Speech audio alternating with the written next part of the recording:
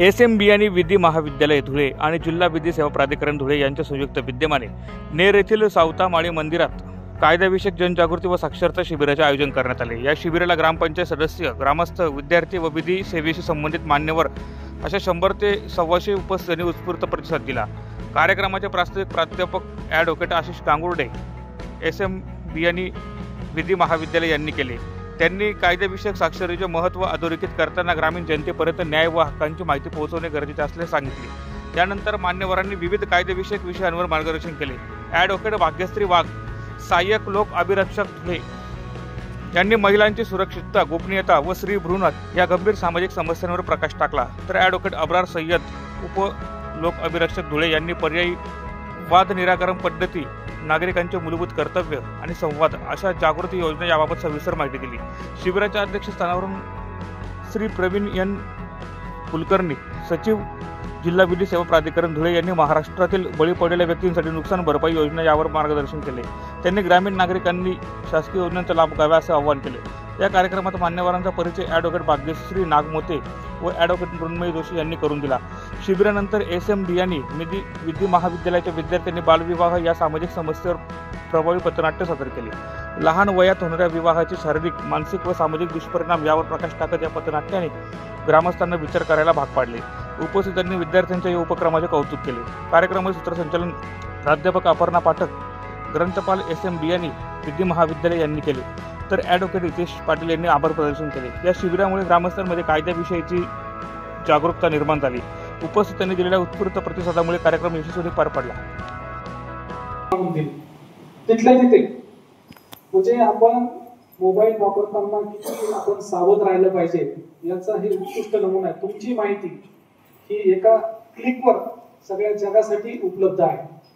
त्याच्यामुळे आपण मोबाईल वापरताना, मोबाईलवर आपलं स्टेटस ठेवताना, आपले कुटुंबीय असतील, आपल्या घरातील स्त्री असेल किंवा आपल्या घरातील कोणी वृद्ध मंडळी असेल तर त्यांचे आपण स्टेटस ठेवता कामा नये, कारण त्याचा दुरुपयोग होण्याची शक्यता खूप मोठ्या प्रमाणात आहे। माझ्या भाषणाच्या शेवटी आजच एक मोबाईलमध्ये एक क्लिप मला ऐकायला मिळाली, ती माझी नाहीये, परंतु मी जाताना नक्की ती आपल्याला ऐकवेल आणि त्यातून आपण काय बोध घ्यायचा आहे हे मी न सांगता देखील आपल्याला त्यातून कळेल। आता इथे बरेच वृद्ध मंडळी आहेत, तर तुम्ही जेव्हा तरुण होता अर्ज केला तो आमच्या मध्यस्थांकडे किंवा तज्ञांकडे जातो आणि तिथे दोघं पक्षकारांना मध्यस्थी करून दोघांची जर तडजोड झाली तर तो बाहेरच्या बाहेर तो वाद निघतो। आणि मी खरं सांगतो, बरेचसे कौटुंबिक खटले जे कोर्टामध्ये जाणार होते, केस करणार होते, ते बाहेरच्या बाहेर निघले।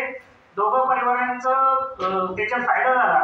म्हणजे तो कोणत्याही जातीचा असो, धर्माचा असो, स्त्री असो, पुरुष असो, ग्रामीण भागातील असो, शहरी भागातील असो किंवा प्रेसिडेंट म्हणजे प्रधानमंत्री पासून तर राष्ट्रपती पासून तर एखादा ऑफिशियल कर्मचारी असेल ग्रामपंचायतचा, त्याच्यापासून सर्वांना काय, सर्वांसाठी कायदा एक आहे आणि समान आहे। म्हणजे सर्वांना कशाची हमी दिलेली आहे संविधानाने?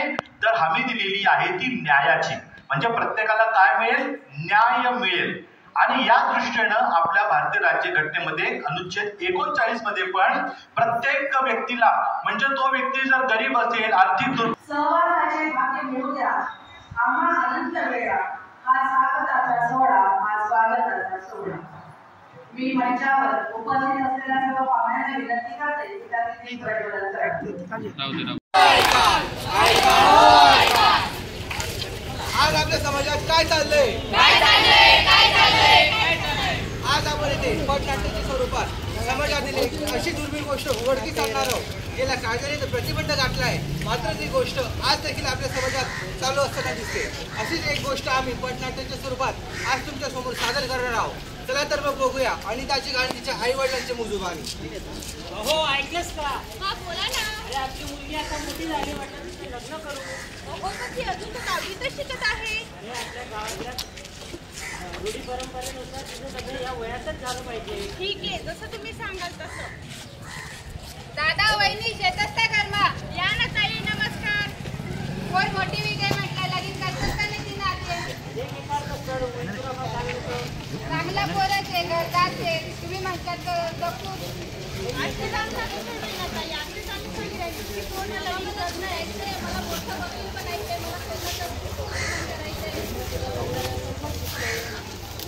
लगीन नंतर मी चिक्कारी दिले, कोणती चिकित्साने मोठी कलेक्टर आवडते, आम्हाला लगीन या वयमाच व्हायचे, 11-12 नंबरच नव्हतं, जवळ मायबापाचं लग्न करते आमनं. आता तो काळ वेगळा होता, काही वेगळा नाही, सारखाच आहे हा काळ आणि तो काळ. बेटा आजच्या बरोबर सांगताय. आपल्या निदर्शनात आलेच असेल की अनिताचे आई वडील तिच्या मनाविरुद्ध तिचं लग्न लावून देत असल्या कारणास्तव अनिता ही भारी अंतकरणाने तिच्या गुरुवरांकडे तिचं मन मोकळं करत जात असण्याचे दृश्य. काय गं अनिता, काय झालं? अरे बापरे, तू तर अजून लहान आहेस. अरे बापरे, नाही, हे चुकीचं आहे. चल आपण जाऊन त्यांना समजवूया. आता वर्ग शिक्षिका ही अनिता सोबत तिच्या आई वडिलांची समजूत घालण्यासाठी तिच्या घरी जात असतानाचे दृश्य. आई बाबा, नमस्कार मॅडम. मी काय ऐकले, तुम्ही मुलीची 10वीतच लग्न करत आहेत? बरोबर ऐकले पण हे चुकीचे आहे, कायद्याने गुन्हा आहे. मॅडम, आम्हाला असं मदत वावरावं लागतं. तिचं लग्न हे योग्य वयातच आम्हाला करायचं आहे. आपण परंपरेच्या आणि समाजाच्या नावाखाली जाऊन मुलींची लहान वयात लग्न करतो, त्यामुळे तिला लवकर या वयात मातृत्व व्हायचं तिच्या आरोग्य धोकादायक बनतं. परंपरेनुसार आम्हाला नाही, पण बालविवाह प्रतिबंध कायदा 2006 नुसार मुलीची 18 वर्ष खाली लग्न करणे हे कायद्याने गुन्हा आहे. कायदे वगैरे काही आम्हाला शिकवू नका, आम्हाला आमच्या मुलीचं लग्न करायचंय.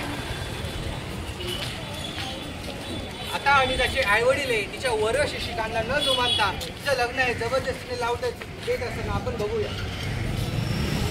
चला चला, पोरीला आणा, लवकर आणा. अरे बापरे, काय चाललंय? यांना एवढं समजावून देखील यांनी मुलीचे लग्न करताय. आता मला त्वरित समाज सेविकांकडे जाणं पडणार.